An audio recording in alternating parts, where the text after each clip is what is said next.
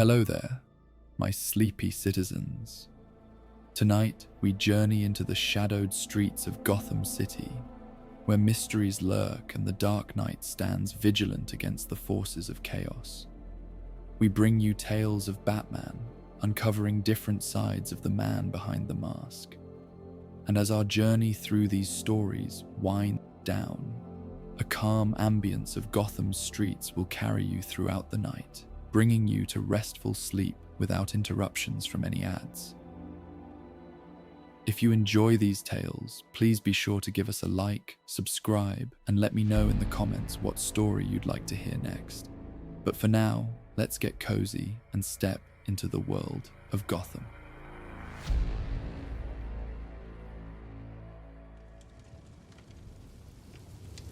Rain had been falling on Gotham for 3 days, a gentle but persistent drizzle that turned the city's harsh edges soft and dreamlike.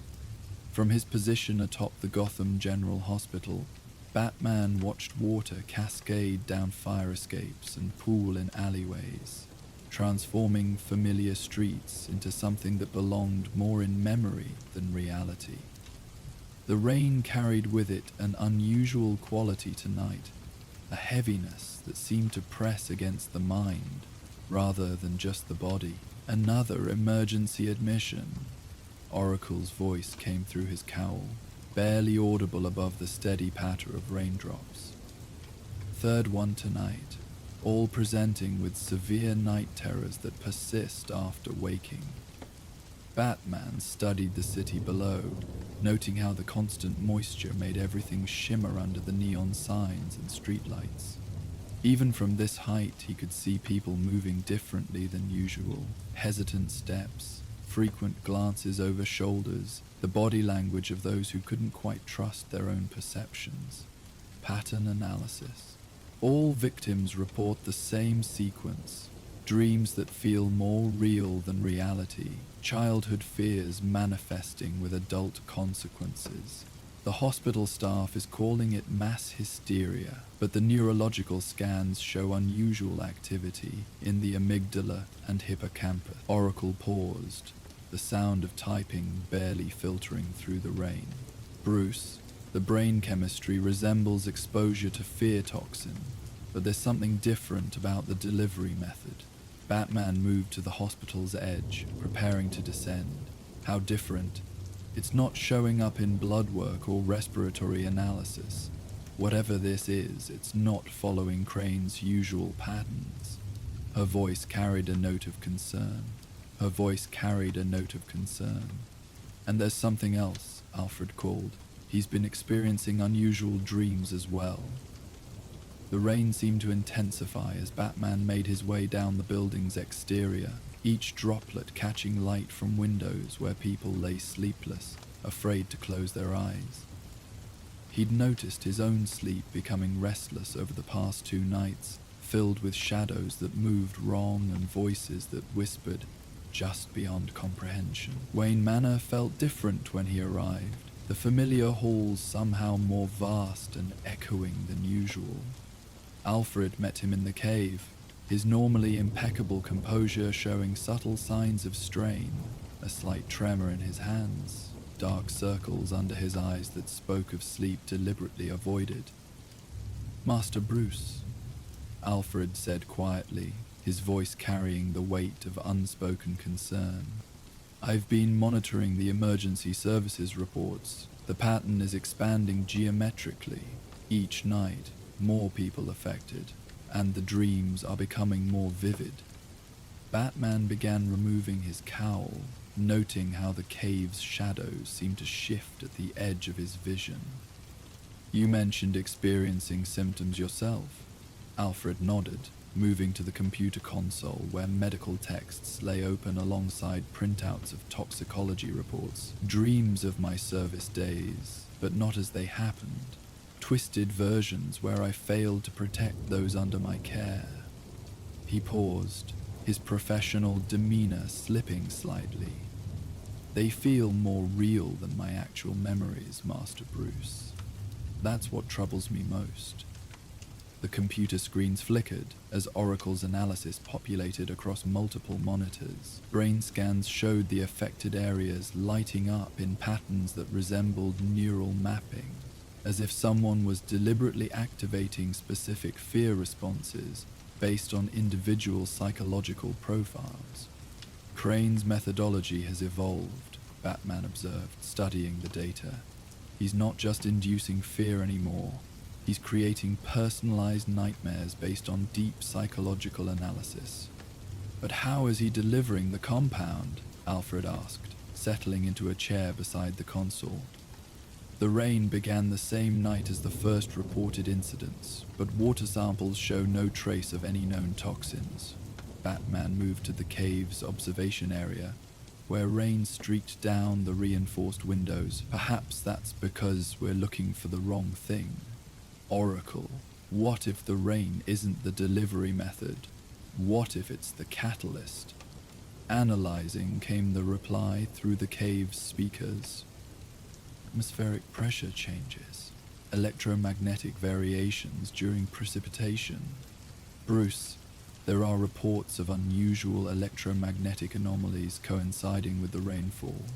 If Crane has developed a compound that becomes active in response to specific environmental triggers, he could have distributed it days or even weeks ago, Batman finished, lying dormant until the right conditions activated it. Alfred stood, moving to a section of the cave where he'd assembled various research materials. I've been reviewing your childhood medical records, Master Bruce. After your parents' death, you experienced severe night terrors for nearly 2 years. Dr. Leslie documented specific patterns in your dream cycles. The mention of those dark months sent an unexpected chill through Batman's awareness. The dreams from that time had been vivid beyond description. Endless variations of that night in Crime Alley. Scenarios where he could save his parents if only he moved faster, thought clearer, became something more than a frightened child. The neurological patterns are remarkably similar, Alfred continued gently, as if someone studied those old medical files and designed a compound to recreate that specific type of trauma response. Crane, Batman said quietly. He's had access to Arkham's historical records. If he reviewed the psychological evaluations from my parents' deaths. The implication hung heavy in the rain-soaked air. Someone had weaponized his childhood trauma, turning his deepest fears into a blueprint for terrorizing an entire city. Oracle's voice cut through their contemplation. Emergency at Gotham Children's Hospital. A 7-year-old girl has fallen into what appears to be a catatonic state. The doctors say her brain activity suggests she's dreaming, but they can't wake her up.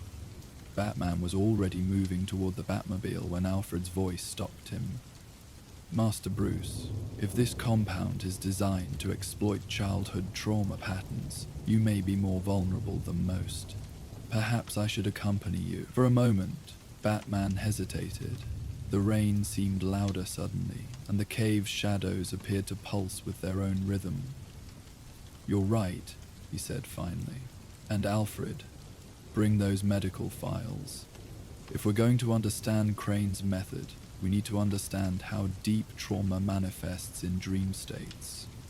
The drive through Gotham's rain-slicked streets felt like moving through a living nightmare. Traffic lights bled their colors across wet pavement, creating pools of red and green that seemed to shift and move. Pedestrians walked with the uncertain gait of people who couldn't quite trust their footing, and more than once, Batman caught glimpses of movement in his peripheral vision that vanished when he turned to look directly. The electromagnetic anomalies are intensifying, Oracle reported as they navigated through the empty streets. Whatever Crane's trigger mechanism, it's building towards something. Alfred sat quietly in the passenger seat, occasionally glancing at the medical files in his lap. Master Bruce, Do you remember what helped you overcome the night terrors as a child? Batman considered the question as they pulled into the hospital's emergency bay. Time, eventually, and your presence during the worst nights. More than that, Alfred said softly. You learned to recognize the difference between dream logic and reality. The dreams felt real because they contained emotional truth, your grief, your fear, your sense of helplessness. But they weren't factually accurate. Learning to distinguish between emotional truth and literal fact was key to your recovery. Inside the hospital, they were directed to the pediatric wing, where a young girl named Emma lay in a bed surrounded by monitoring equipment. Her parents sat nearby, exhausted and frightened, holding hands as they watched their daughter's closed eyes move rapidly beneath her lids. Dr. Sarah Chen, the attending physician, briefed them quietly in the hallway. Emma went to sleep 3 hours ago and simply won't wake up. Her brain activity shows REM sleep patterns, but intensified beyond anything we've seen. It's as if she's experiencing dreams so vivid that her mind can't distinguish them from reality. Any previous trauma history? Alfred inquired gently. Her parents mentioned she's been afraid of the dark since they moved to a new apartment last month. Typical childhood adjustment fears, nothing unusual. Dr. Chen gestured toward the monitoring equipment. But her neural activity suggests she's experiencing terror levels consistent with actual life-threatening situations. Batman studied the readouts, noting patterns that resembled his own brain scans from childhood. Has she shown any response to external stimuli? Minimal. Sometimes she'll react to sounds or touch, as if they're part of her dream rather than attempts to wake her. Dr. Chen paused, concern evident in her voice. We've had 3 other children present with similar symptoms tonight. Whatever's causing this, it's affecting the most vulnerable first. In the corridor outside Emma's room, Alfred spread the medical files on a nearby table. The pattern is becoming clear, Master Bruce. Crane isn't just triggering fear responses, he's creating self-sustaining nightmare loops. The dreams become so vivid that the mind begins to prefer them to reality, even when they're terrifying. Because the dream offers the possibility of different outcomes, Batman realized. In Emma's nightmares, she might eventually find the light switch, overcome the darkness. In reality, she's powerless. Exactly. And for adults, the same principle applies to their deepest traumas. Alfred's voice carried the weight of understanding. In their dreams, they might save their loved ones, prevent disasters, become the heroes of their own stories. Oracle's voice crackled through Batman's earpiece. I'm detecting a pattern in the electromagnetic anomalies. They're emanating from multiple points throughout the city, but there's a central coordination point. The rain isn't random. It's being influenced by atmospheric manipulation devices. Batman moved to the hospital window, looking out at the city through sheets of falling water. Weather control technology, Crane isn't just waiting for natural rain. He's creating the perfect conditions for his compound to activate. The source appears to be somewhere in the industrial district, Oracle continued. But Batman, there's something else. The electromagnetic pattern is building toward a peak that coincides with the deepest sleep cycle, approximately 3 a.m. If everyone affected by the compound reaches REM sleep simultaneously, mass nightmare event, Alfred concluded grimly. An entire city trapped in fear-induced catatonia. Batman turned back to Emma's room, watching her small form beneath the hospital blankets. Her rapid eye movements had intensified, and the monitoring equipment showed her heart rate spiking as if she were running for her life. Dr. Chen, he called quietly, has anyone tried entering her dream state? The physician looked puzzled. I'm not sure what you mean. Sleep therapists sometimes use guided imagery to help patients navigate nightmares, Alfred explained. If we could establish communication with Emma while she's dreaming, we might be able to guide her toward waking. Dr. Chen considered this. We have Dr. Miranda Wells on staff. She specializes in pediatric sleep disorders. She's been studying the other affected children, trying to understand the dream patterns. Within minutes, Dr. Wells joined them in the corridor. A woman in her 40s with kind eyes and prematurely grey hair, she carried herself with the confidence of someone who'd spent years helping children face their darkest fears. The dreams all follow similar structures, she explained, reviewing her notes. They begin with familiar, safe environments that gradually transform into representations of the child's specific fears. But here's what's unusual. The dreams are internally consistent in ways that normal nightmares aren't. They follow logical rules, cause and effect, almost like designed experiences rather than chaotic fear responses. Crane's background in psychology, Batman observed. He's not just inducing fear, he's crafting nightmare scenarios based on established therapeutic principles. Dr. Wells nodded. And the children are responding as if they're in a virtual reality simulation rather than a dream. They're problem-solving, trying to find solutions, which keeps them engaged rather than shocked awake. Alfred studied Emma's brain activity patterns on the monitor. Master Bruce, this resembles the therapeutic techniques we used during your recovery.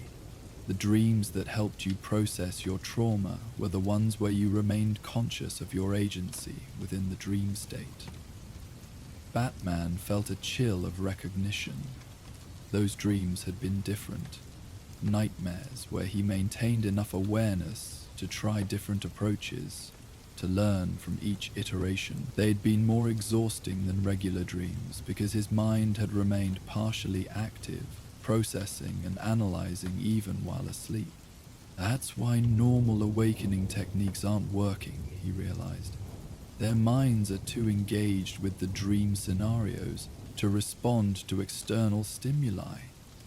But if someone could enter the dream state with them, Dr. Wells said thoughtfully, provide guidance from within the nightmare itself.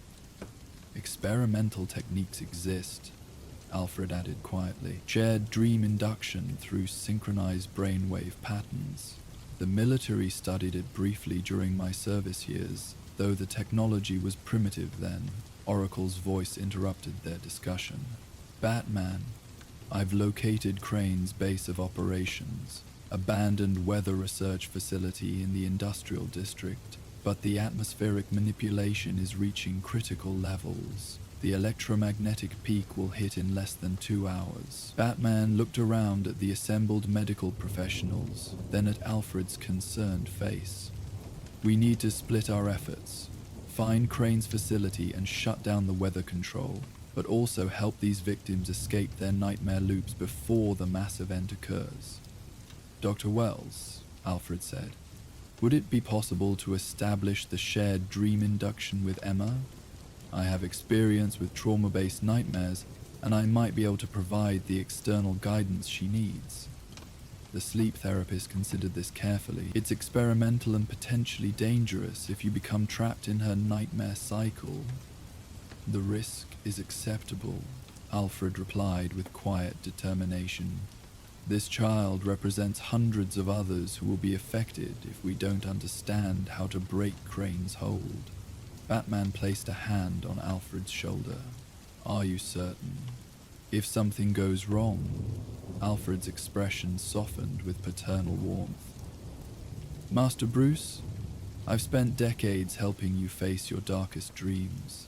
This is simply an extension of that responsibility. Dr. Wells began preparing the necessary equipment while Batman reviewed Oracle's tactical analysis of Crane's facility. The rain continued its steady rhythm against the hospital windows, each drop now carrying the weight of citywide threat. The shared induction will take approximately 30 minutes to establish, Dr. Wells explained as she attached monitoring leads to Alfred. Once you're synchronized with Emma's dream state, you'll have limited time before the neural strain becomes dangerous. Alfred settled into a chair beside Emma's bed, his distinguished features peaceful despite the circumstances. What should I expect once I'm in her dream? Based on her case history, you'll likely find yourself in her new apartment, but transformed by her fears. Dark corridors, shadows that move, doors that lead to unexpected places.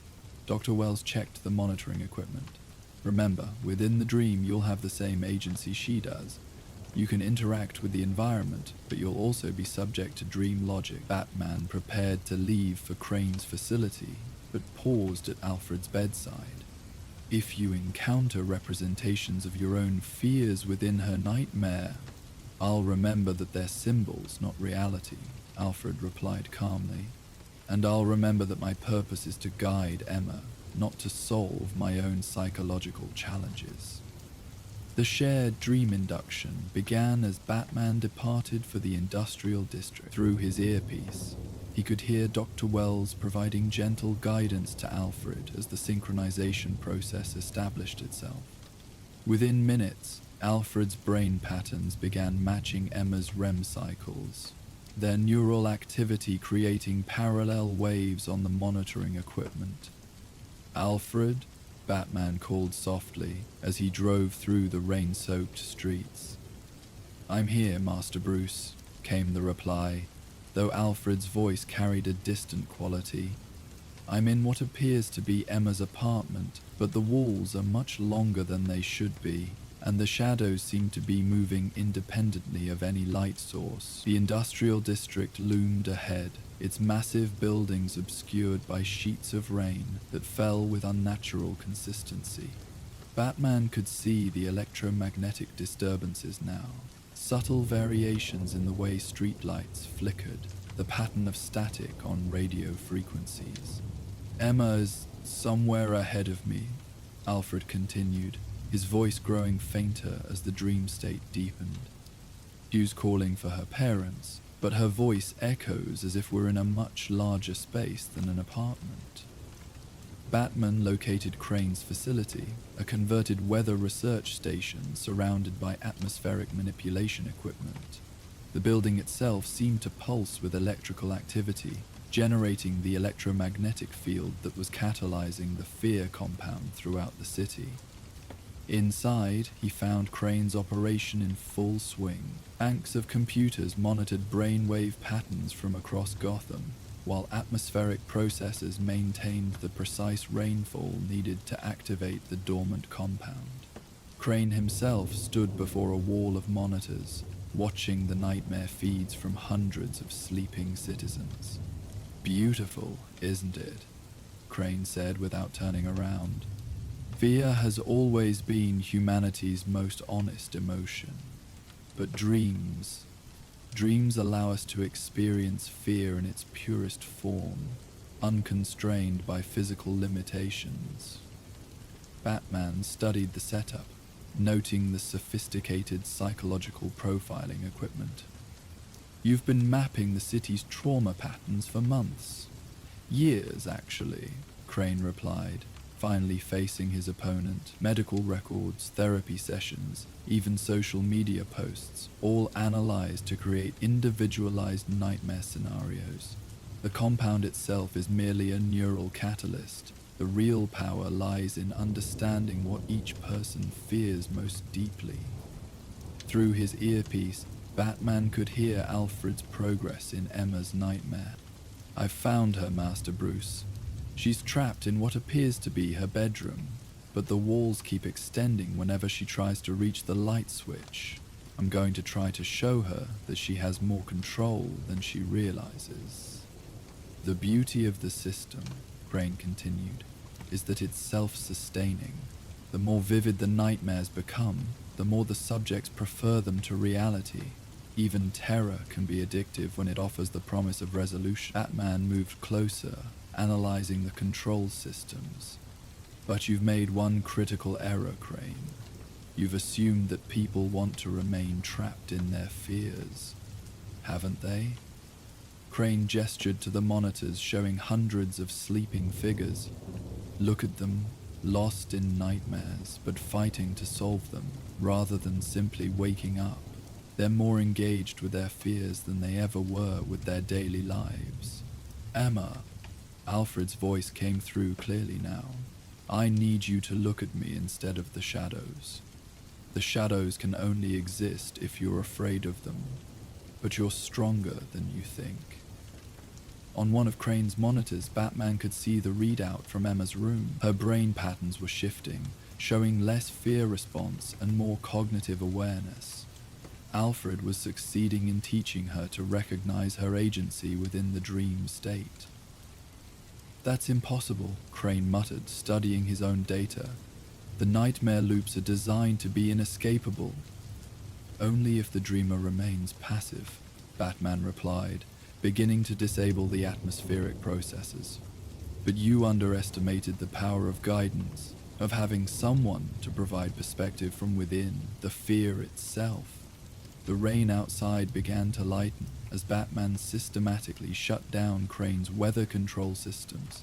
Without the precise electromagnetic conditions, the fear compound would lose its potency, allowing natural sleep cycles to resume. Emma's waking up. Dr. Wells' voice came through the earpiece. Alfred guided her to the realization that she could change the dream environment. Once she turned on a light within the nightmare, the entire scenario began dissolving. Crane lunged for a backup control system, but Batman intercepted him easily. Your understanding of fear is too limited, Crane. Fear is only powerful when it remains unconscious. Once someone examines their fears directly, with proper support, these their control over us. Alfred's voice added, now fully conscious as Emma awakened in the hospital. Master Bruce, Dr. Wells believes we can use this technique to help the other affected individuals. The key is providing guidance from within the dream state, rather than trying to wake them from outside. As the last of Crane's equipment powered down, the unnatural rain finally began to subside. Throughout Gotham, people trapped in nightmare loops would gradually find their way back to natural sleep patterns, their dreams returning to normal processing of daily experiences rather than weaponized trauma responses. At the hospital, Alfred sat with Emma's parents as she slowly regained full consciousness. The little girl looked around with the wonder of someone seeing familiar things with new appreciation. The shadows weren't really there, she told her parents quietly. The nice man in my dream helped me understand that I could make light whenever I needed it. Dr. Wells documented the shared dream induction technique, recognizing its potential for treating severe trauma-based sleep disorders. Alfred's approach was remarkable, she explained to Batman when he returned. He didn't try to eliminate Emma's fears, but rather helped her recognize her own power to address them. In the days that followed, the city slowly recovered from its collective nightmare. The rain returned to normal patterns and people began sleeping peacefully again. Batman worked with Dr. Wells to establish a protocol for helping those who'd been most severely affected, while Crane was returned to Arkham with additional security measures. Alfred, meanwhile, found his own sleep much improved. The nightmares from his service years hadn't disappeared entirely, but they'd lost their overwhelming power. Curious how helping someone else face their fears can diminish the strength of your own, he observed to Batman one evening as they reviewed the case files. Perhaps that's Crane's fundamental misunderstanding, Batman replied. He sees fear as a weapon to be used against others, but fear is actually most powerful when it brings people together, when it creates empathy and motivates protection, rather than paralysis. The rain began falling again as they spoke, but this time it carried only the promise of growth and renewal. In children's bedrooms across Gotham, parents sat beside beds where their young ones slept peacefully, no longer afraid of the shadows that danced on bedroom walls. Emma in particular had developed a new relationship with darkness.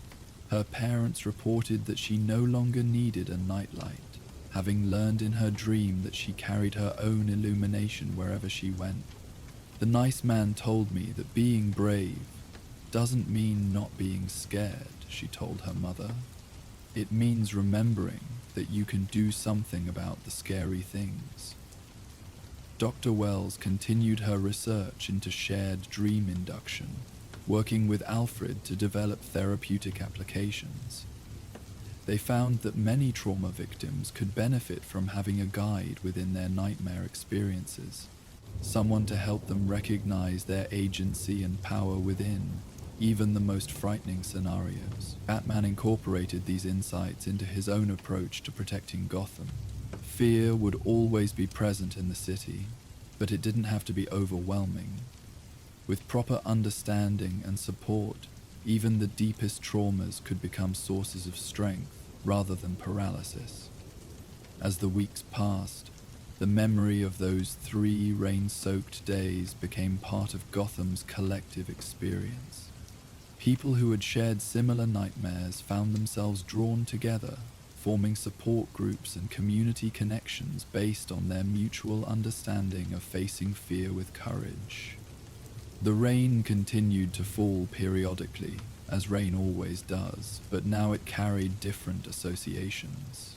Instead of dread and confusion, it brought thoughts of growth, cleansing, and the quiet courage found in facing darkness with the knowledge that dawn always followed. In Wayne Manor's library, Alfred kept the medical files from Batman's childhood easily accessible, not as reminders of trauma, but as evidence of resilience, proof that even the deepest fears could be transformed through understanding, support, and the simple recognition that no one has to face their nightmares alone. The city slept peacefully, its dreams once again its own, while rain whispered gentle lullabies against windows, where children rested safely, knowing that morning would bring light, and that they carried within themselves the power to illuminate even the darkest corners of their sleeping minds. In the weeks following Crane's capture, Batman found himself drawn to the quieter aspects of his mission in ways he hadn't anticipated. The shared dream experience had revealed layers of Gotham's psychological landscape that traditional crime fighting rarely touched. Oracle's analysis of the citywide nightmare event showed patterns that extended far beyond Crane's immediate victims.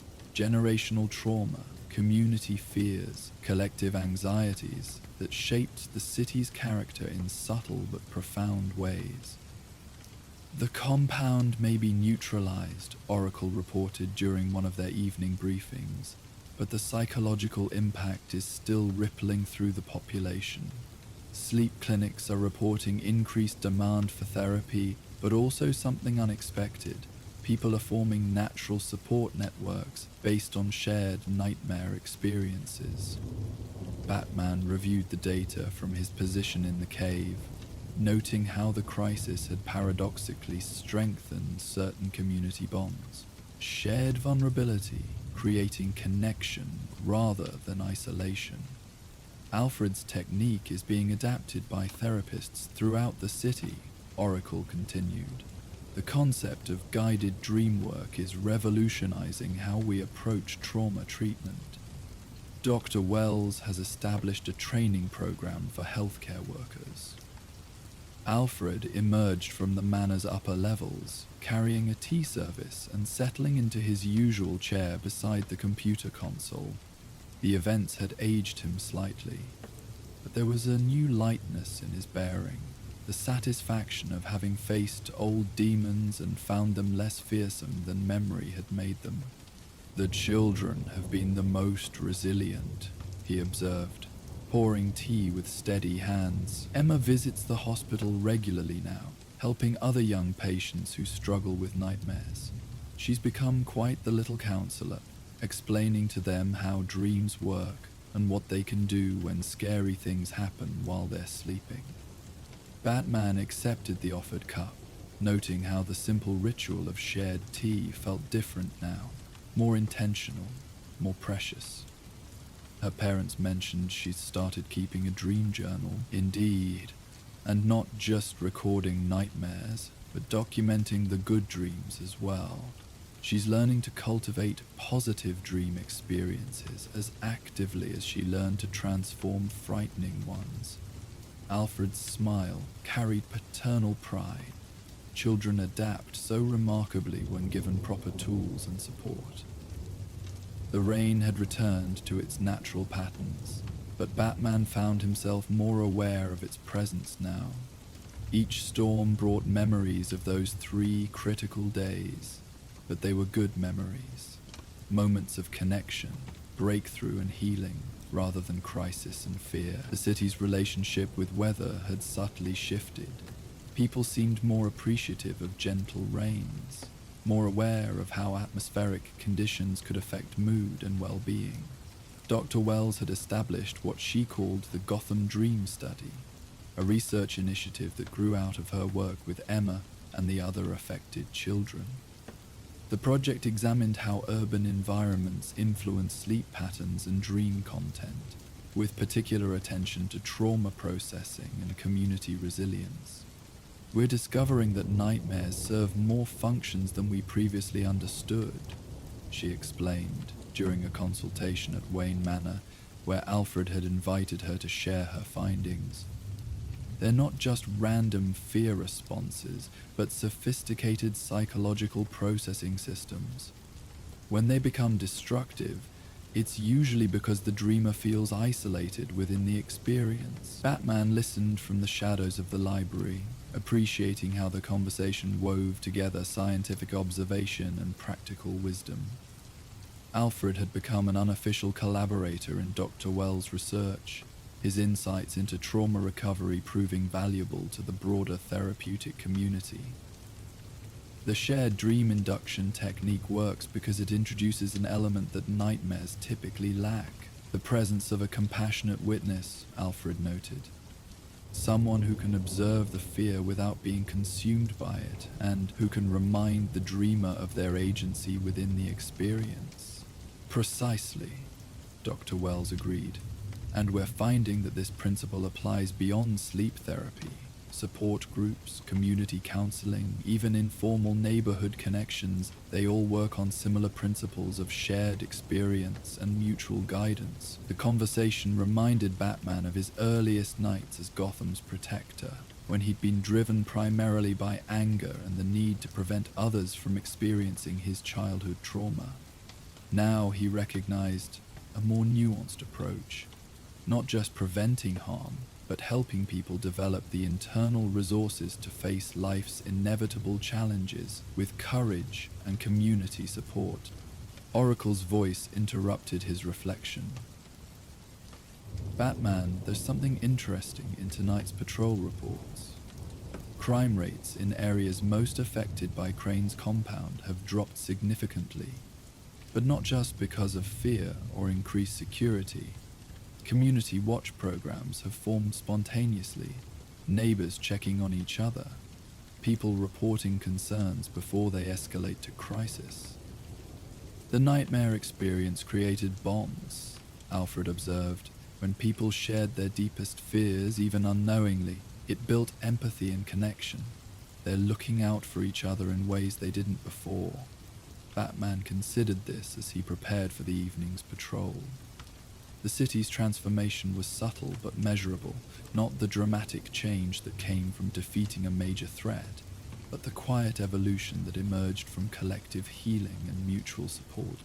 During his patrol through the neighborhoods most affected by the dream crisis, Batman noticed the changes Alfred and Oracle had described. Porch lights stayed on longer, creating networks of illumination through residential areas. Coffee shops reported increased evening business as people chose to gather rather than isolate. Children's playgrounds showed signs of increased adult supervision, parents and guardians forming natural communities around shared caregiving responsibility. At Gotham General Hospital, the pediatric wing had implemented new protocols based on Dr. Wells's research. Parents were encouraged to stay overnight when children experienced trauma, sleep disturbances, and staff had been trained in basic dream guidance techniques. The overall atmosphere felt more nurturing, less clinical. "We're seeing remarkable recovery rates," Dr. Chen reported when Batman checked in on the program. "But more than that, families are developing stronger communication patterns. When children feel safe discussing their dreams and fears, it opens pathways for other kinds of emotional sharing." Emma had become something of a celebrity among the young patients, her natural empathy and hard-won wisdom making her an effective peer counselor. During Batman's visit, she was sitting with a boy who'd been experiencing recurring nightmares about losing his parents. "The scary thing about the dream is that you can't do anything," she was explaining in her matter-of-fact 7-year-old way. "But that's not really true. You can always do something, even if it's small. Sometimes you can make light, or call for help, or remember that someone loves you, even when they're not there." Batman watched from the hallway as the boy's expression shifted from despair to cautious hope. "But what if I can't remember that when I'm dreaming?" "Then you practice when you're awake," Emma replied with the confidence of experience. "You practice remembering that you're brave and that good people are looking out for you. Then, when you're asleep, part of you remembers, even in the scary parts." The simplicity and effectiveness of her approach impressed Batman. Children, it seemed, possessed natural wisdom about fear and courage that adults often overcomplicated. Emma's technique was essentially what Alfred had done for him during his own childhood recovery, providing consistent reminders of safety, agency, and connection. As autumn deepened and the anniversary of the nightmare crisis approached, Gotham had settled into new rhythms. The Gotham Dream study had attracted national attention, with researchers from other cities visiting to learn about community-based trauma recovery. Dr. Wells had published preliminary findings that were revolutionizing sleep medicine and trauma therapy. The Gotham model, as it was becoming known, emphasized the social dimensions of psychological healing. Rather than treating nightmares and trauma responses as purely individual problems, the approach recognized them as community issues that required collective solutions. Alfred had become a frequent speaker at conferences and training sessions, his combination of practical experience and thoughtful analysis making him an effective advocate for integrated trauma care. "The key insight," he would tell audiences, "is that healing happens in relationship. No one recovers from deep fear alone, nor should they have to." Wayne Manor's library had been converted into an informal research center, where Dr. Wells and Alfred collaborated on writing protocols for dream guidance therapy. The space felt more alive than it had in years, filled with purposeful activity and regular visitors who came to share experiences and learn techniques. Batman often found himself in the library during quiet moments, reading case studies and research findings that revealed how his city was healing from wounds both recent and ancient. The work reminded him that protection took many forms, sometimes dramatic intervention, but more often patient support and community building. "Master Bruce," Alfred said one evening as they reviewed the latest research findings, "I've been thinking about how this experience has changed our understanding of the mission." Batman looked up from a report documenting improved sleep quality across affected neighborhoods. "In what way? We've always focused on preventing crime and protecting citizens from external threats," Alfred replied thoughtfully. "But this crisis showed us how much internal healing the city needed. Trauma that predated any particular villain, fears that had been accumulating for generations." The observation resonated deeply. Batman's war on crime had always been reactive, responding to immediate threats and obvious villains, but the nightmare crisis had revealed subtler forms of harm, the way fear could accumulate in communities, how isolation could amplify trauma, the importance of connection and mutual support in maintaining psychological health. Oracle, Batman called softly. Analysis of long-term crime patterns in areas where community support networks have strengthened. Significant decreases across all categories, she replied promptly. But the interesting part is the change in reporting patterns. More people calling for help earlier, more intervention before situations escalate, more neighbors looking out for each other. Prevention through community resilience, Alfred noted with satisfaction. People who feel supported and connected are less likely to either commit crimes or become victims. The rain began falling again as they talked, its gentle rhythm against the manor's windows carrying none of the ominous weight it had held during the crisis. If anything, the sound had become comforting, a reminder of how challenges could be transformed into opportunities for growth and connection. Dr. Wells arrived for their weekly consultation just as the rainfall intensified, her presence having become a welcome addition to their evening routines. She carried news from the latest research findings and stories from patients who continued to benefit from the techniques developed during the crisis. Emma has started a dream club at her school, Dr. Wells reported with evident delight. Children meet weekly to share interesting dreams and learn techniques for managing scary ones. The teachers say it's improved overall classroom behavior and peer relationships. Peer support networks forming naturally, Alfred observed. Children teaching children, based on shared experience and mutual care. Batman found himself thinking about his own childhood, imagining how different his recovery might have been if he'd had peers who understood nightmare experiences and could offer companionship through the healing process. The isolation had been as traumatic as the original loss, the sense that his fears were unique and overwhelming. The program is expanding to other schools, Dr. Wells continued, and we're developing materials for parents to help them understand their children's dream experiences more effectively. The key is teaching adults to listen without trying to immediately fix or dismiss what children share. As the evening progressed, their conversation wove together research findings, practical applications, and philosophical reflections on the nature of fear and healing. The library felt like the center of something important, not just academic study, but active community building around shared understanding and mutual support. When Dr. Wells departed and Alfred retired for the evening, Batman remained in the library, reading by lamplight while rain continued its steady rhythm against the windows. The case files from the nightmare crisis had become part of the manor's permanent collection, not as trophies of victory, but as reminders of how healing could emerge from the darkest experiences. Outside, Gotham slept peacefully under the autumn rain, its citizens dreaming dreams that belonged to them rather than to their fears.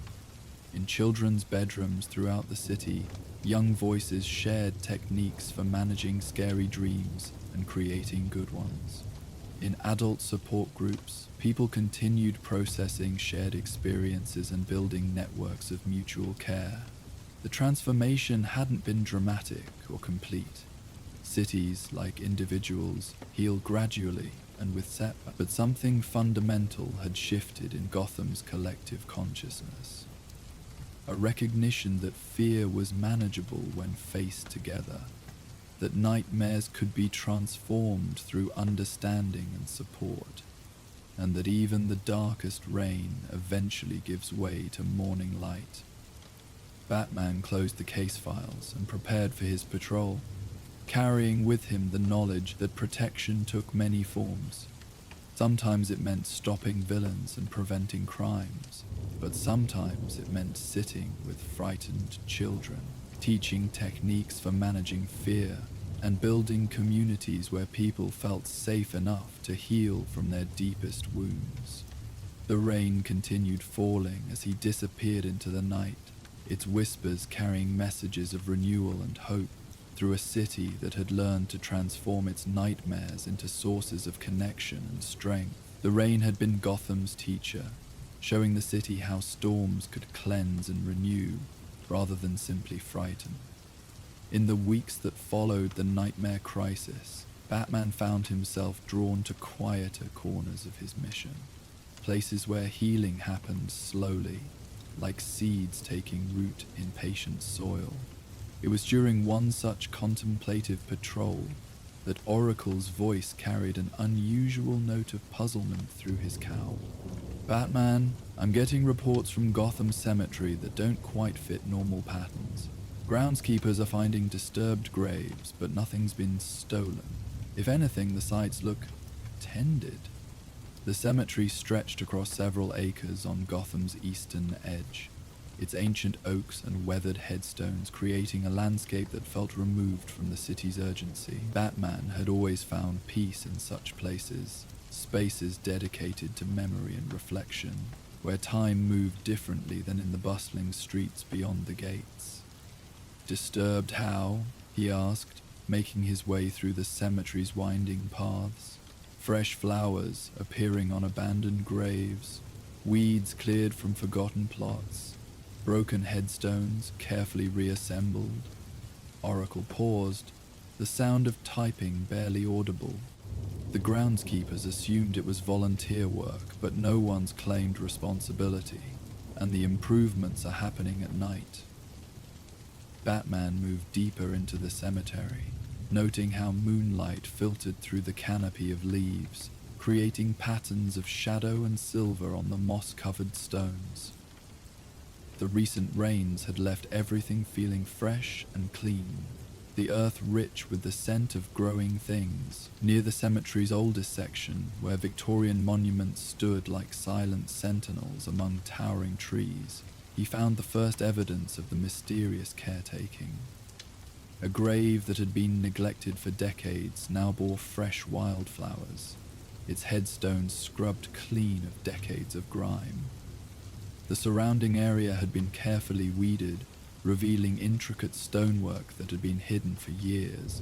The pattern suggests someone with significant physical strength, Batman observed, noting how heavy stone fragments had been moved and reassembled with precise care, but also someone who understands the importance of remembrance.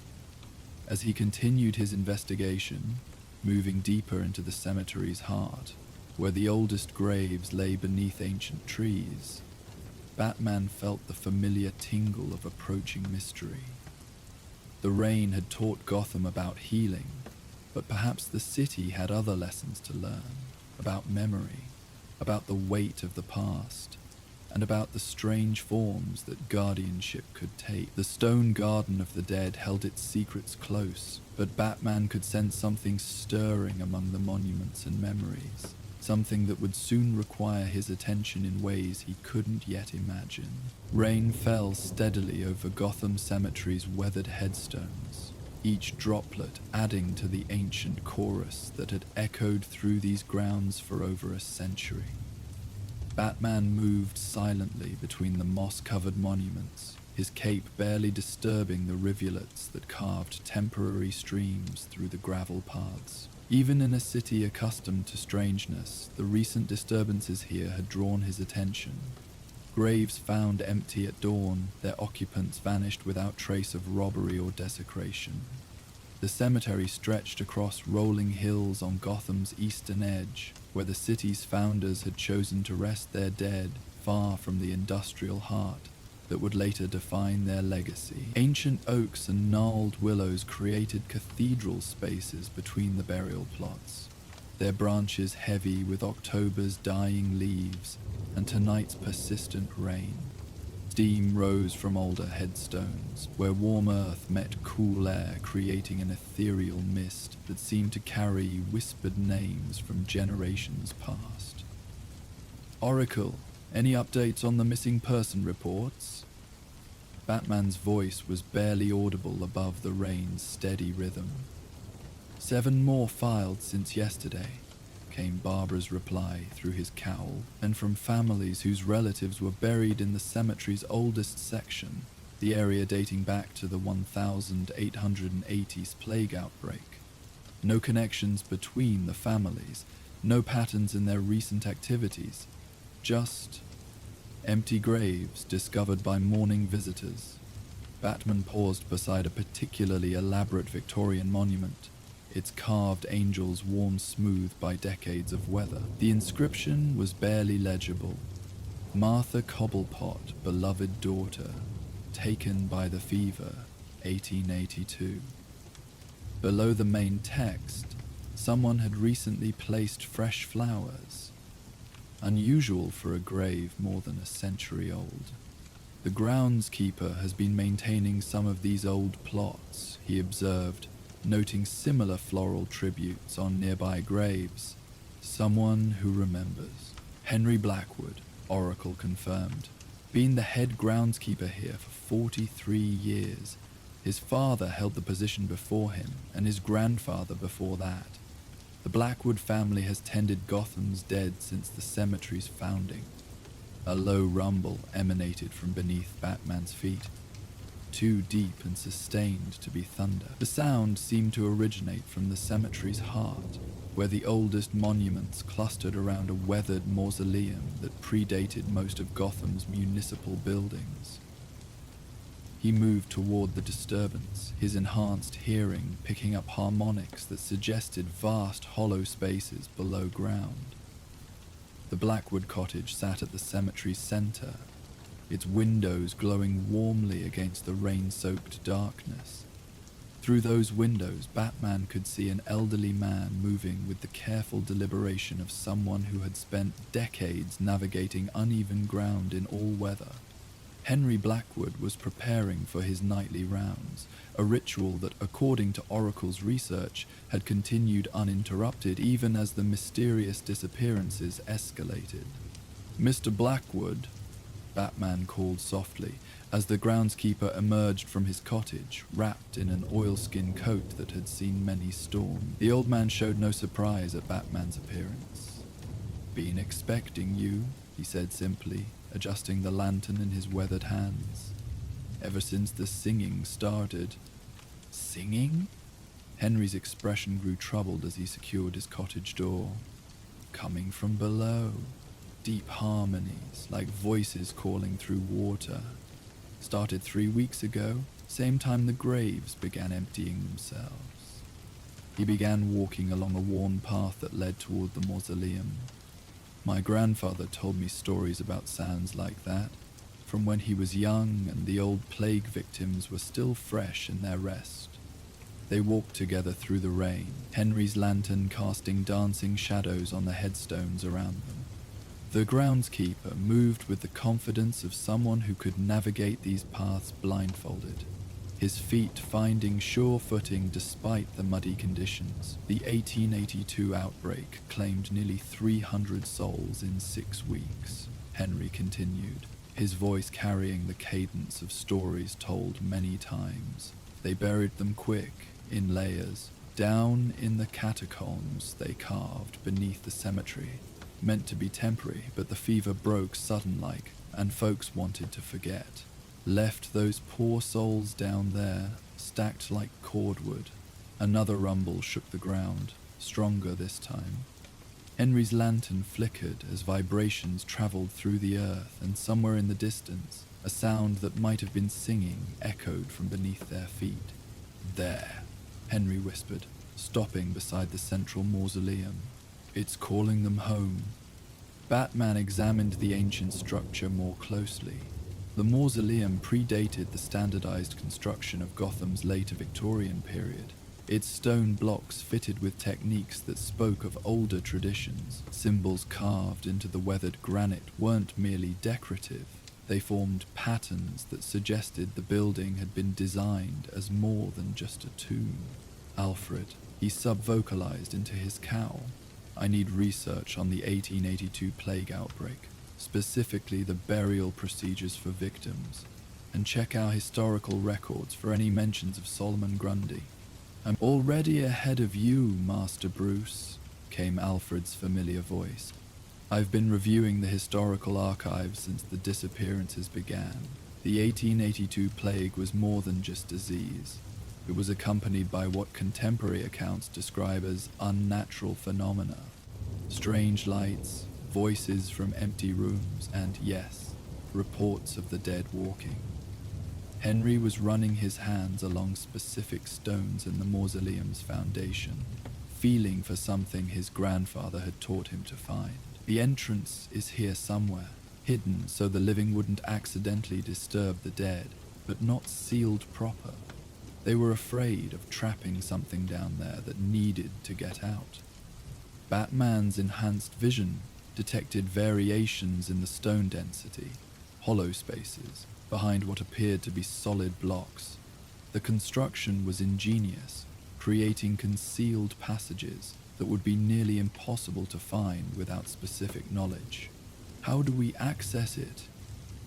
Same way my family always has, Henry replied, pressing a sequence of symbols carved into the granite, with respect for what lies beneath, and understanding that some things down there never truly died. The mausoleum's entrance swung inward with surprising silence, revealing stone steps that descended into darkness older than Gotham's modern incarnation. Air flowed upward from the depths, carrying scents of damp earth and something else, something that spoke of long years and patient waiting. "I'll go first," Henry said, raising his lantern. "Deepaths knew my grandfather's feet and my father's. They'll remember the Blackwood family." He paused, studying Batman's face in the flickering light. "But you're going down there for a different reason, aren't you? Not just to solve the mystery, but because you understand what it's like to be alone among the dead."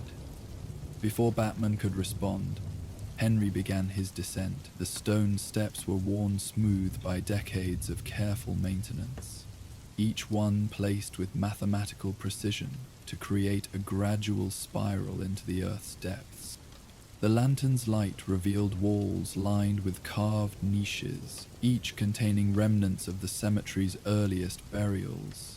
Not the ornate caskets of wealthy families, but simple shrouds and wooden boxes that spoke of hurried interments during desperate times. "The plague took rich and poor alike," Henry explained as they descended.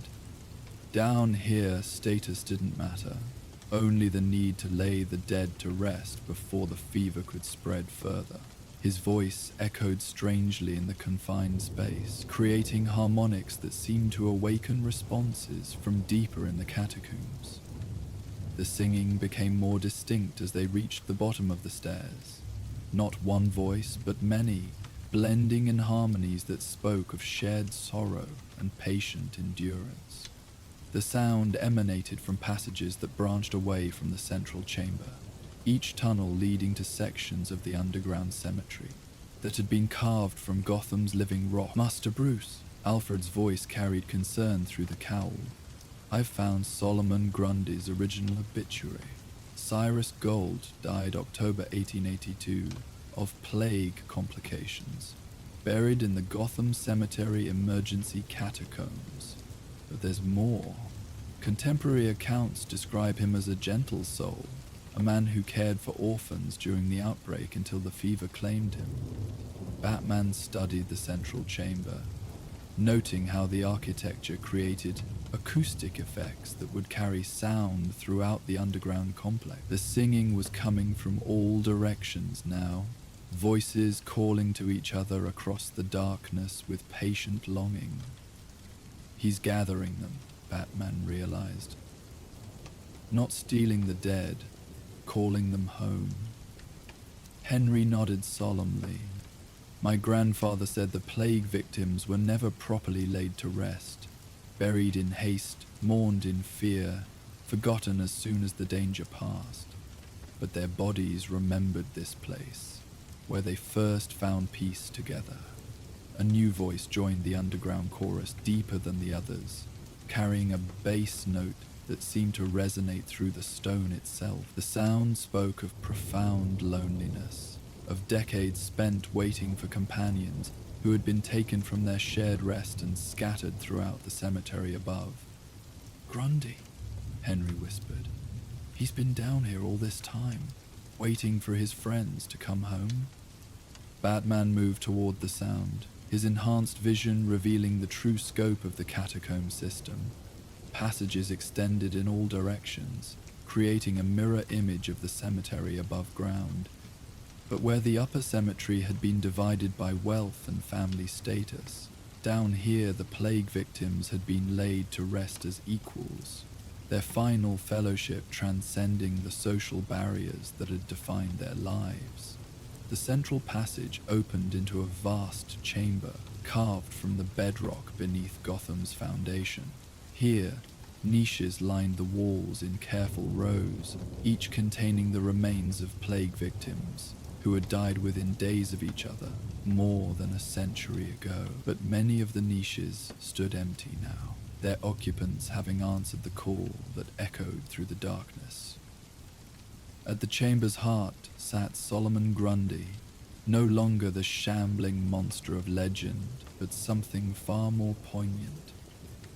The years had changed him, softening the crude reanimation that had once driven him to rage. Now he sat surrounded by the gentle spirits of his fellow plague victims, his massive hands cradling flowers that Henry had placed on graves throughout the decades, tributes to the forgotten dead that had somehow found their way to their intended recipients.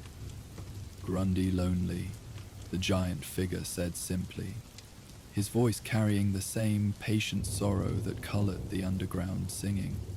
Friends went away, up to sleep in cold ground, alone. Grundy called them back, so we sing together again.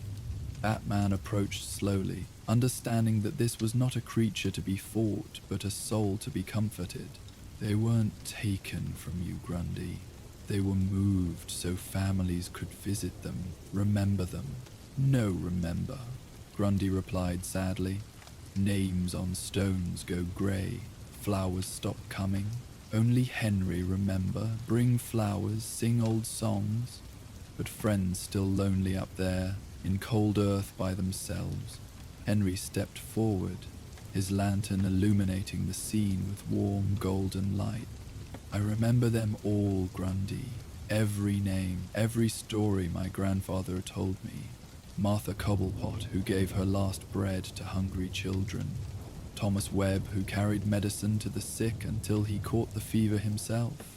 Sarah Mills, who sang lullabies to ease the dying. As Henry spoke each name, the corresponding spirit seemed to glow more brightly in the chamber, acknowledged and honored by someone who had kept their memory alive across generations. Grundy's expression softened further, understanding that he was not the only one who remembered these forgotten souls. Alfred, Batman subvocalized. What can you tell me about proper burial rites for plague victims of that era? Fascinating research, Master Bruce, came the reply. Victorian mourning customs were quite elaborate, but the plague outbreak forced abbreviated ceremonies. Many families were never able to properly honor their dead. No wakes, no extended mourning periods, no time for the social rituals that helped communities process grief. Batman studied the arrangement of spirits around Grundy, recognizing something profound in their peaceful gathering. They're holding the wake they never had, completing the mourning process that was interrupted by fear and haste. Grundy protect friends, the gentle giant explained. Keep them together, keep them safe. Sing old songs Henry's grandfather taught, before he forget and go away too. The chamber filled with the sound of remembered lullabies as the spirits responded to Grundy's words. These were songs that had comforted the dying during the plague outbreak, melodies that had carried frightened souls toward their final rest. Now they served a different purpose, binding a community of the dead in fellowship that transcended the boundaries between life and death. Henry began singing along, his weathered voice joining the spectral chorus and songs his family had preserved for generations.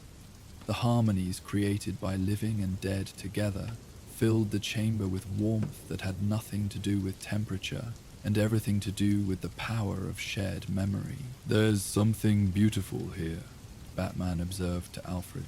"They're not trapped or corrupted. They're healing." "Perhaps that's what we all seek, Master Bruce," Alfred replied thoughtfully. "Not to be forgotten, but to be remembered with love. To know that our connections to others survive even death itself." Batman watched as more spirits materialized in the chamber, the missing dead from the cemetery above, drawn by Grundy's patient call and Henry's faithful remembrance. They came not as shambling zombies, but as gentle presences, seeking the community that had been denied them in their hurried burial. "The families above are grieving," Batman said gently to Grundy. "They want to visit their loved ones, bring flowers, share memories. If you keep everyone down here, those connections will be lost." Grundy's expression grew troubled. "Friends afraid up there, cold and alone, no one to sing with. Down here we sing together, stay warm with remembering.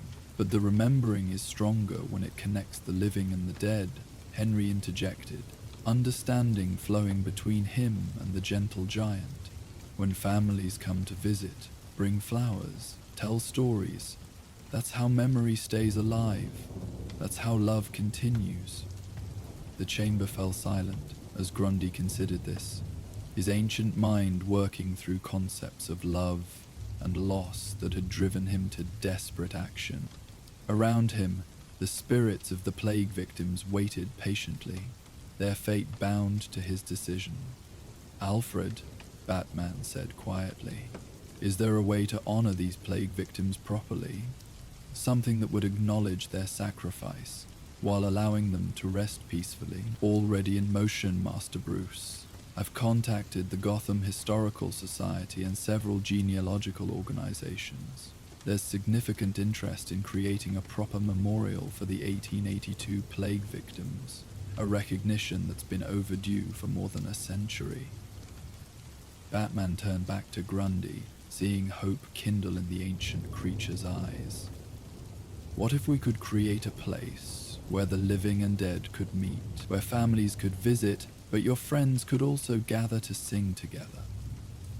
"Memorial garden," Henry added, his voice growing excited. "Above ground, but connected to the catacombs. A place where people could come to remember, and where the spirits could feel welcomed rather than forgotten." Grundy's massive hand reached out to touch the flowers he had been cradling, to tributes that had somehow found their way from scattered graves to this underground sanctuary. "Friends not lonely anymore, living people come, remember, bring flowers every week," Henry promised. "I'll make sure of it. The Blackwood family has tended these dead for generations. We'll continue to tend them properly." The giant figure slowly stood, his movements careful not to disturb the spirits gathered around him. "Grundy, understand. Friends go back to sleep in warm earth, but not alone anymore. Living people remember, bring love down to where dead can feel it." One by one, the spirits began to fade from the chamber, returning to their graves above, with the promise that they would not be forgotten. But their departure was peaceful rather than sorrowful. They carried with them the warmth of community and the knowledge that their sacrifice during the plague outbreak would finally be properly honored. Grundy lingered longest, his ancient form seeming to become more translucent as his purpose reached its fulfillment. "Grundy, stay down here, keep watch, make sure friends rest peaceful, but not lonely now, never lonely again. And Henry will visit," Batman assured him, "every night with songs and stories. The connection between above and below will remain strong." The gentle giant nodded, settling back into his vigil among the empty niches. "Tell Alfred, Grundy grateful, all of us grateful. To be remembered with love, that is enough." As the three living figures ascended from the catacombs, Batman felt the weight of profound understanding settle over him. The mystery of the missing dead had been solved not through violence or capture, but through recognition of a fundamental human need: the desire to be remembered, to have one's existence acknowledged and honored. Master Bruce. Alfred's voice carried warmth through the cowl as they emerged into the rain-washed cemetery above. The Historical Society has already begun planning the memorial. They're calling it the Garden of Remembrance, a place where the 1882 plague victims will finally receive the recognition they deserve. Henry locked the mausoleum entrance carefully, but left specific stones slightly loose, a sign that the passage remained accessible to those who understood its purpose. "I'll come every night," he promised the darkness below. "Bring flowers, sing the old songs, make sure they know they're not forgotten." Batman stood among the weathered headstones as rain continued to fall, each droplet now seeming less like tears of sorrow and more like gentle blessings on the peaceful dead. The cemetery felt different, no longer a place of abandonment and decay, but a sanctuary where love transcended the boundary between life and death. "There's something to be learned here," he said to Alfred as they prepared to leave, "about the importance of remembering, of maintaining connections even when they seem impossible to preserve." "Indeed, Master Bruce.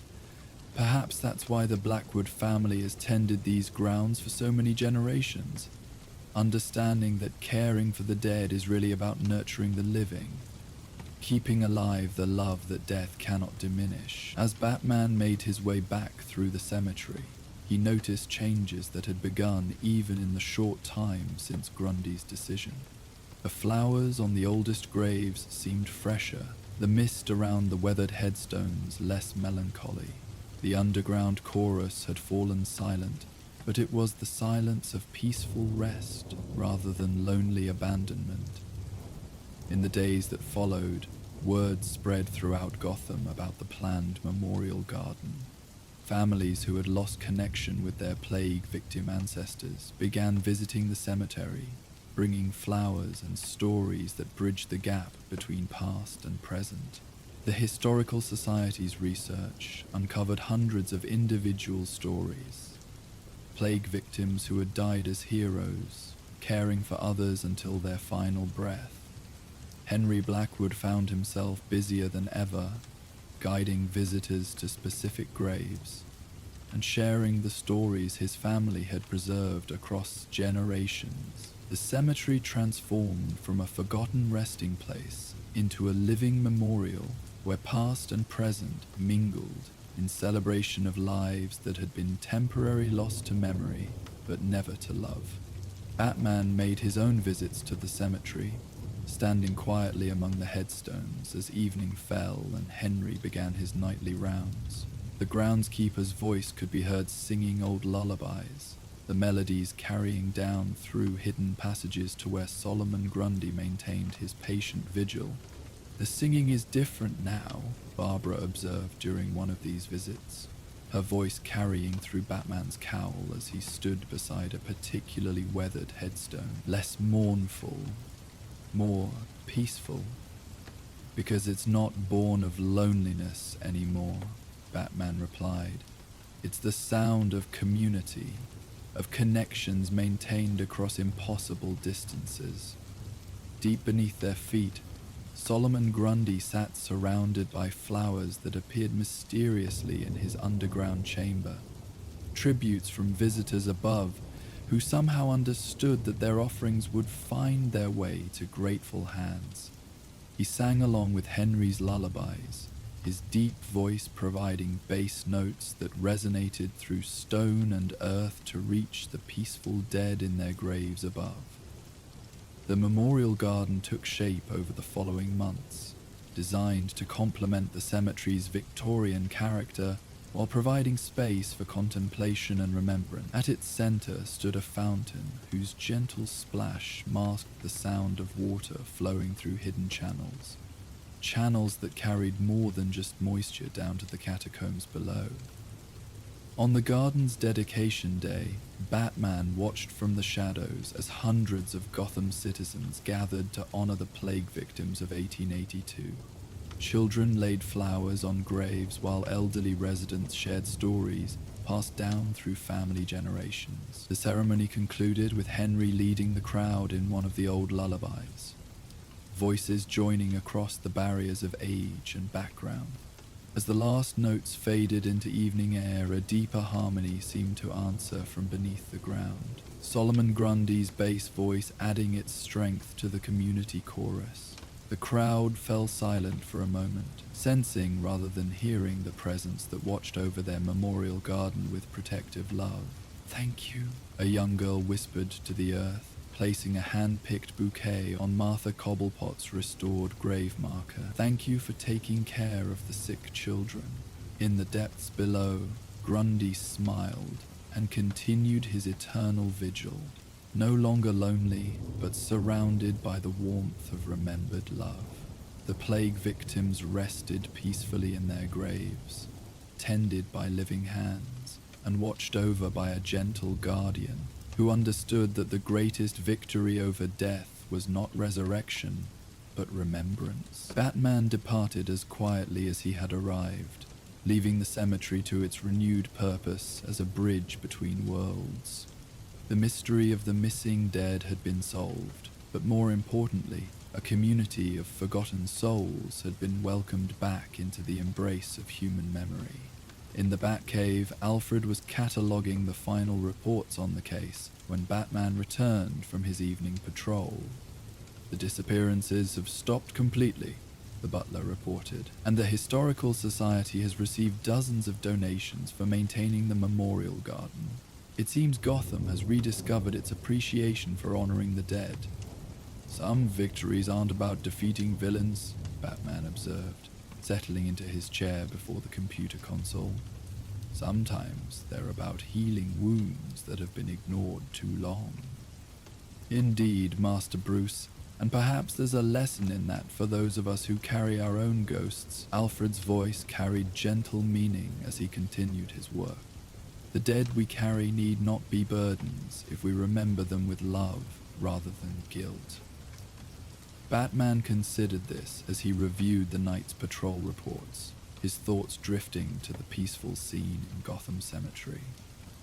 Henry Blackwood would be making his rounds now, singing lullabies to the dead while Solomon Grundy listened from below, both guardians ensuring that love remained stronger than death in the quiet spaces beneath the stone garden. The rain had stopped, and moonlight now filtered through the cemetery's ancient trees, casting gentle shadows on headstones that no longer stood forgotten.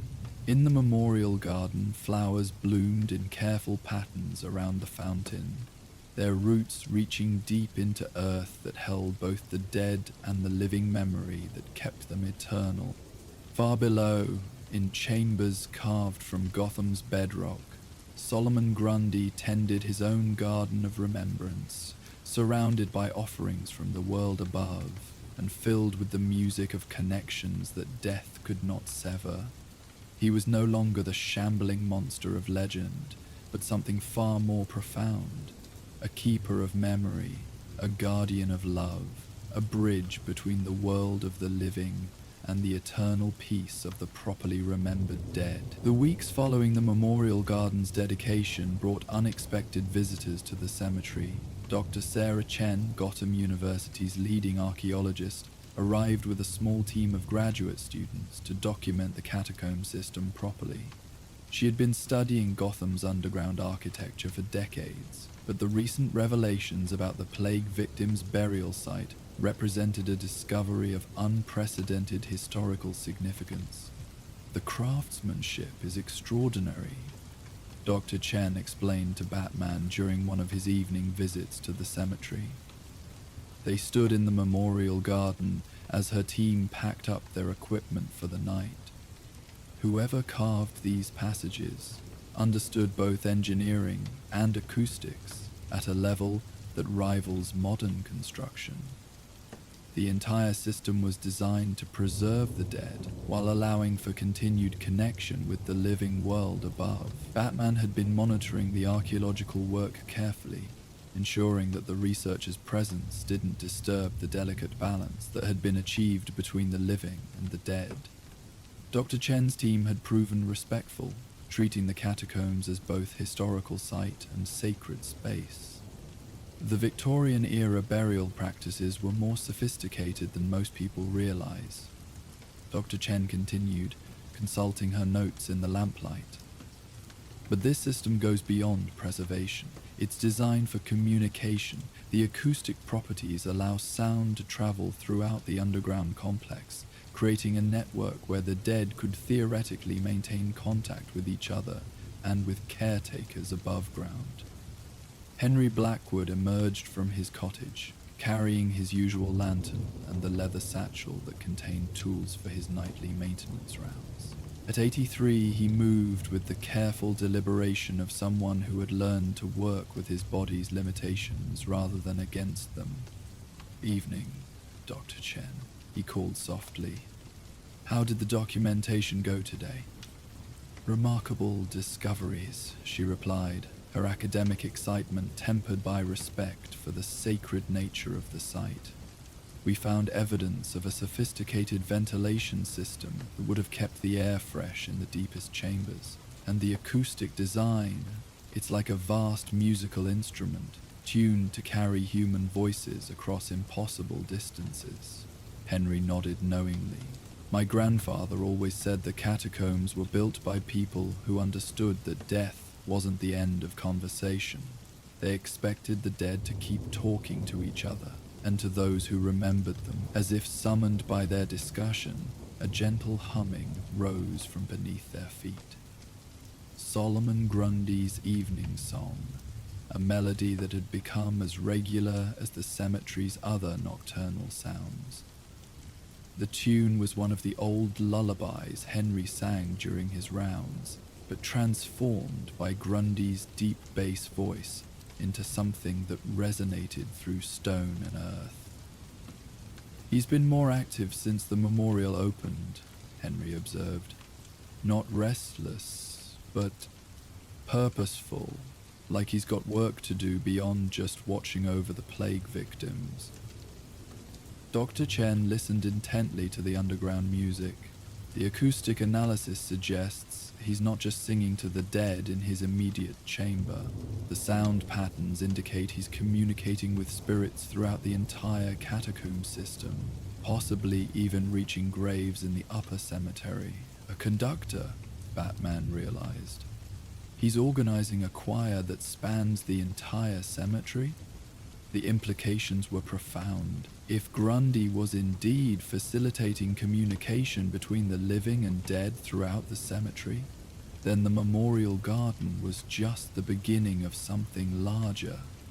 A restoration of the connection between Gotham's past and present that had been severed by decades of neglect and forgetting. "There's something else," Dr. Chen said, her voice carrying the excitement of discovery.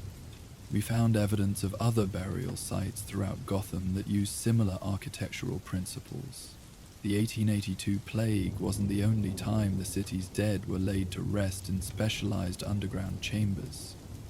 She pulled out a hand-drawn map, showing the locations of several forgotten cemeteries throughout Gotham's 5 boroughs. Each one has catacomb systems that appear to be connected through natural cave networks. If our preliminary surveys are correct, there's an entire underground city of the dead beneath Gotham, a network that's been facilitating communication between burial sites for more than a century. Batman studied the map, recognizing several locations where he had encountered unexplained phenomena over the years. Strange lights, voices that seemed to come from nowhere, sensations of being watched by benevolent presences. All of these incidents had occurred near sites marked on Dr. Chen's map. "The city's spiritual infrastructure," he murmured, "an underground network that's been operating parallel to the living city, maintaining connections that we never knew existed." Henry began his nightly walk through the cemetery, his lantern casting familiar shadows on the headstones.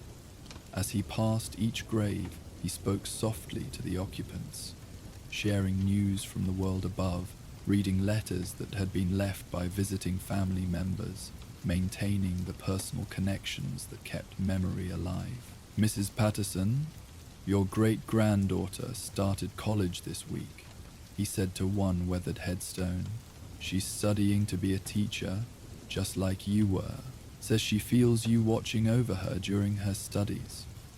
From below, Grundy's humming shifted to harmonize with Henry's words, creating a musical backdrop that seemed to carry the groundkeeper's voice to every corner of the cemetery. Other voices joined in, whispers that might have been wind through the trees, or might have been the grateful dead acknowledging the love that kept them tethered to the world of the living. Dr. Chen watched this nightly ritual with fascination. The interaction between the living caretaker and the underground guardian creates a communication system that spans multiple dimensions of existence. It's unlike anything I've encountered in my research, because it's not just archaeology, Batman observed. It's an active, living system that's been maintained through personal dedication rather than institutional preservation. As Henry completed his rounds and returned to his cottage, the cemetery settled into its nighttime rhythm. But it wasn't the silence of abandonment that had characterized the grounds for so many years. Instead, it was the peaceful quiet of a community at rest, a place where the living and dead coexisted in mutual care and recognition. "Master Bruce," Alfred's voice came through the cowl as Batman prepared to leave the cemetery. "I've been researching the other sites Dr. Shen mentioned. Several correspond to locations where you've reported unusual atmospheric phenomena over the years. It appears Gotham's spiritual activity has been far more organized than we realized." "A network of guardians," Batman replied, understanding flowing through him. "Each site has its own version of Solomon Grundy, someone or something that maintains the connection between the living and dead in that area. The implications are staggering," Alfred continued. "If Dr. Chen's research is correct, then Gotham's dead have been actively participating in the city's spiritual life for generations. The recent disturbances weren't an anomaly. They were the network reasserting itself after years of neglect." Batman stood at the cemetery gates, looking back at the memorial garden where moonlight played across the fountain and flower beds. The archaeological discoveries had revealed the scope of what they had stumbled upon, but the true significance lay in the human connections that had been restored. "Schedule a meeting with Dr. Chen," he instructed Alfred, "and contact the city's Historical Preservation Society. If there's an entire network of sacred sites throughout Gotham, they need to be properly protected and maintained." "Already in motion, Master Bruce. The mayor's office has expressed interest in creating a comprehensive historical preservation program. It seems the success of the Memorial Garden has inspired broader interest in honoring Gotham's forgotten dead. Over the following weeks, Dr. Chen's research team expanded their work to include the other sites marked on their map. Each location revealed similar architectural sophistication. Underground chambers designed to preserve the dead while maintaining their connection to the living world. And at each site they found evidence of active guardianship, though none as immediately visible as Solomon Grundy's presence beneath the cemetery. The Riverside Necropolis, established in 1889 for victims of a factory fire, had its own network of singing voices that rose from hidden chambers during the full moon. The Highland Memorial Park, where early immigrants had been buried far from their native soil, resonated with what locals described as the old language, whispered conversations in dialects that had been forgotten by the living world but preserved by the grateful dead. Most intriguingly, the Mount Calvary Cemetery, where Gotham's wealthiest families had built elaborate mausoleums, showed signs of what Dr. Chen termed architectural rebellion. The underground chambers there had been modified over the decades, their original elitist design altered to create more egalitarian spaces, where the dead could gather regardless of their social status in life. It's as if the dead have been reorganizing themselves, Dr. Chen explained during a presentation to the Historical Society, creating communities based on shared experience and mutual care rather than the social hierarchies that divided them in life. Batman attended this presentation in his civilian identity, watching as Bruce Wayne while the city's elite grappled with the implications of Dr. Chen's discoveries. The idea that their carefully preserved family burial sites had been democratically reorganized by the dead themselves challenged fundamental assumptions about legacy and remembrance. "But surely the family mausoleums remain intact," protested Veronica Kane, whose grandfather had built one of Mount Calvary's most elaborate monuments. "The architectural integrity of these historical sites must be preserved. The structures are perfectly preserved," Dr. Chen assured her. "But the underground chambers show evidence of adaptation. Passages that connect previously isolated burial sites, acoustic modifications that allow communication between different sections, shared spaces that didn't exist in the original plans. The dead have been doing community organizing," Henry Blackwood observed with gentle humor, "creating the fellowship in death that some of them never had in life." This comment prompted uncomfortable silence among the assembled dignitaries. But Batman noticed that several of the society's younger members seemed intrigued rather than disturbed by the implications. The next generation of Gotham's elite appeared more open to the idea that death might be a democratizing force rather than a final expression of social hierarchy. Following the meeting, Batman made his way back to the cemetery for his regular evening visit. The archaeological work had revealed the scope of Gotham's underground spiritual network, but the heart of the phenomenon remained in the connection between Henry Blackwood and Solomon Grundy, a partnership that had restored life to a community of the forgotten dead. As he walked through the memorial garden, Batman reflected on how the case had evolved from a simple missing persons investigation into something far more profound. The disappearing dead had led to the discovery of an entire parallel city beneath Gotham, a network of sacred sites that had been maintaining spiritual connections for more than a century. "The city has always been more than just the living," he said to Alfred through his cowl. "We've been sharing it with the dead all along, but we forgot how to listen to them. Perhaps that's why places like this cemetery felt so abandoned," Alfred replied thoughtfully. "Not because the dead had left, but because the living had stopped participating in the conversation." Deep beneath the memorial garden, Solomon Grundy continued his patient vigil, surrounded now by offerings from visitors throughout Gotham. The simple flowers that Henry had brought for decades had been joined by letters from family members, photographs of descendants the dead had never met in life, and mementos that connected past and present in tangible ways. The gentle giant had evolved in his role as guardian, becoming not just a protector of the plague victims, but a facilitator of communication throughout the spiritual network. His deep voice provided the bass notes that helped coordinate the underground chorus, while his patient presence assured nervous spirits that they were safe to emerge and participate in the growing community of remembered dead. "Randy happy," he said during one of Batman's visits to the underground chamber. "Friends not lonely anymore. Living people remember, bring love, share stories. Dead people sing together, help each other remember too." The transformation was remarkable. What had begun as a desperate attempt to combat loneliness had evolved into a sophisticated system of mutual care that spanned the boundary between life and death. The dead were no longer passive recipients of remembrance. They had become active participants in maintaining the spiritual health of their community. As autumn deepened into winter, the memorial garden took on new beauty. The flowers that had bloomed through the summer gave way to evergreen arrangements that would provide color through the darker months. The fountain continued to flow, its sound carrying down through hidden channels to warm the underground chambers where the dead maintained their eternal fellowship.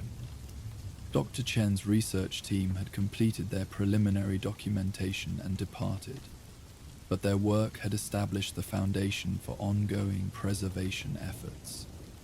The city council had approved funding for maintaining the newly discovered catacomb systems, ensuring that the architectural marvels would be properly protected for future generations. More importantly, they had trained a new generation of caretakers, young people inspired by Henry Blackwood's example to take up the work of tending the dead with love and respect. These modern guardians brought fresh perspectives to ancient responsibilities, using contemporary tools to enhance rather than replace traditional practices. The network is stronger now, Batman observed during his final patrol of the year, not just because we understand it better, but because more people are participating in maintaining it. The cemetery bells were ringing midnight as he spoke, their bronze voices carrying across the sleeping city. From beneath the ground came a harmony of responses, the dead adding their voices to the celebration of time's passage, marking the completion of another year in the eternal cycle of memory and renewal. In the distance, other bells were answering. Church towers throughout Gotham, where similar communities of the living and dead maintained their own connections. Dr. Chen's map had revealed the scope of the network, but the true measure of its health lay in the music that rose from hidden places, the songs that bridged the gap between what was and what continued to be. Solomon Grundy's bass voice provided the foundation for this citywide chorus, his patient love anchoring a community that spanned decades and transcended the boundaries of individual existence. It was no longer the lonely monster of legend, but something far more beautiful, a keeper of memory, a guardian of connection, a bridge between the world of the living and the eternal fellowship of those who were remembered with love. And so our tale of Gotham comes to an end. Let the gentle night embrace you as you drift toward peaceful dreams, knowing that somewhere in the darkness, the Dark Knight watches over his city. If you're not asleep yet, we will now play the ambience of Gotham City at night to help you fall asleep. And if you were just listening to our tales, we will see you next time. Good night and sleep well.